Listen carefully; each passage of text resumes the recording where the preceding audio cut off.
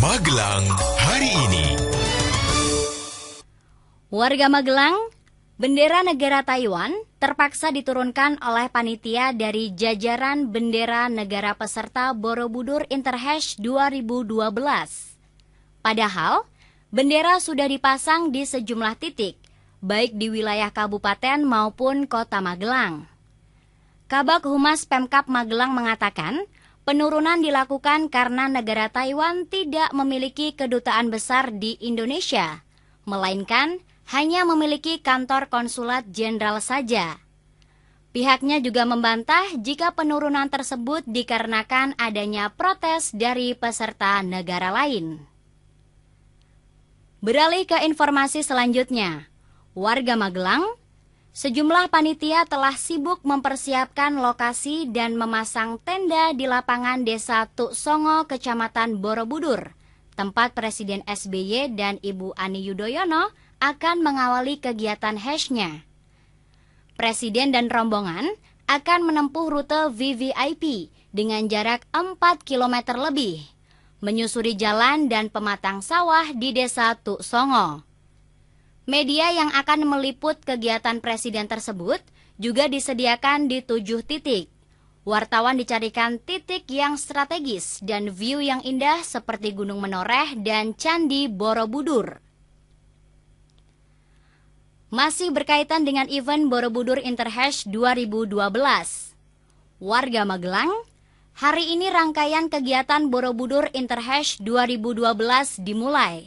Sore nanti, sekitar 1.000 hasher dari 50 negara di dunia akan mengikuti acara Red Dress Run.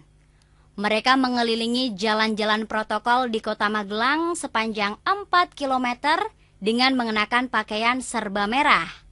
Besok, para hasher juga akan menyusuri kampung-kampung di kota Magelang. Warga Magelang, sejumlah UMKM se-eks-Karsidenan Kedu turut memeriahkan event Akbar Borobudur Interhash 2012 yang dimulai hari ini. Mereka akan berpartisipasi memanfaatkan momen tersebut dalam bentuk pameran produk unggulan. Koordinator pameran RM Devananda mengatakan, kegiatan tersebut diadakan berdasarkan arahan dari Gubernur Jateng. Pameran akan digelar 2 kali, yakni di Gedung Bakorwil pada hari ini dan di Lapangan Lumbini Magelang Sabtu lusa. Warga Magelang, menjelang pelaksanaan Borobudur Interhash 2012, Pemkot Magelang melakukan penyisiran PKL di kawasan jalan yang akan dilalui peserta Interhash, yaitu Jalan Diponegoro, Pahlawan, Pierre Tendean, Ahmad Yani, Alun-Alun, Pemuda, dan Jalan Jenggolo. Kepala Seksi Penegakan Perda Satpol PP mengatakan bahwa PKL di jalan tersebut memang dilarang berjualan selama pelaksanaan event berkelas internasional tersebut dan baru diperbolehkan kembali berjualan mulai minggu depan. Beralih ke informasi selanjutnya, warga Magelang, upaya untuk lebih menarik wisatawan berkunjung ke Museum Sejarah Perjuangan Pangeran Diponegoro terus dilakukan. Bakorwil 2 Pemprov Jateng selaku pengelola museum rencananya akan menambah wahana baru, yaitu penambahan replika makam, tempat pengasingan Pangeran Diponegoro di Makassar, serta hutan kota di depan museum yang dilengkapi becak air dan gardu pandang. Warga Magelang, sikap Wali Kota Magelang yang belum menemui pedagang korban kebakaran Pasar Jowinangun di Kompleks PJKA Jalan Mataram dianggap pilih kasih. Karena sehari setelah tim TKKSD mengumumkan harga final pasar, Wali Kota menemui pedagang di Jalan Mataram. Menurut Kabag Humas Protokol dan Santel Sekda Kota Magelang, harga final kios sudah tidak dapat ditawar dan Pemkot sudah tidak membuka pertemuan maupun memfasilitasi pedagang lagi. Jadi, kemungkinan bertemu Wali Kota pun sangat kecil. Beralih ke berita olahraga.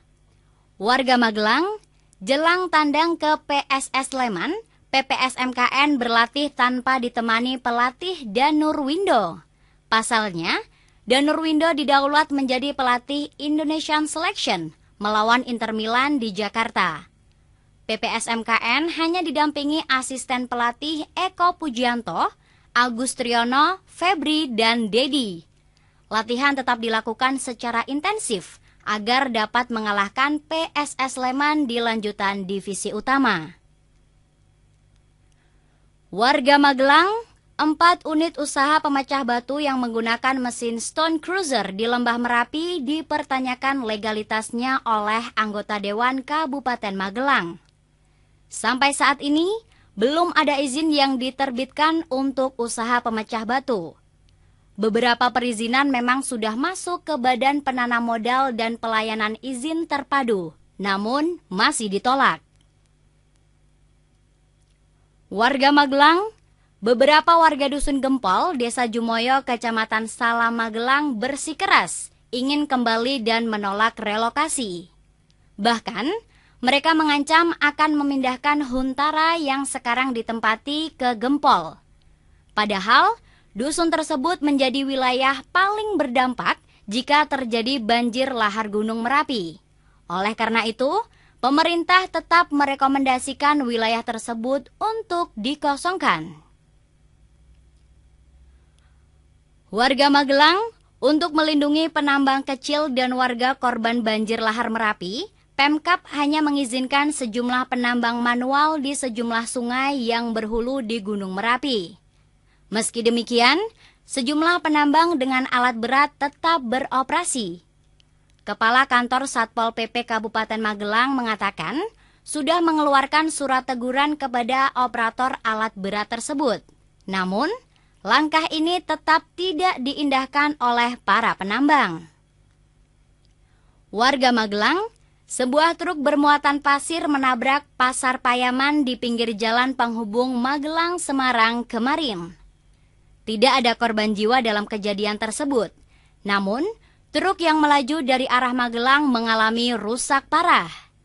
Kejadian berawal ketika truk berusaha menghindari sebuah motor yang berhenti mendadak. Sopir truk berusaha membanting setir ke kanan, tetapi dari arah berlawanan ada mobil tronton.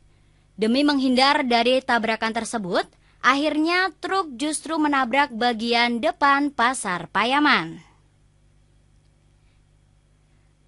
Terima kasih Anda sudah mendengarkan Magelang hari ini bersama saya Agnes Middleton. Sampai jumpa.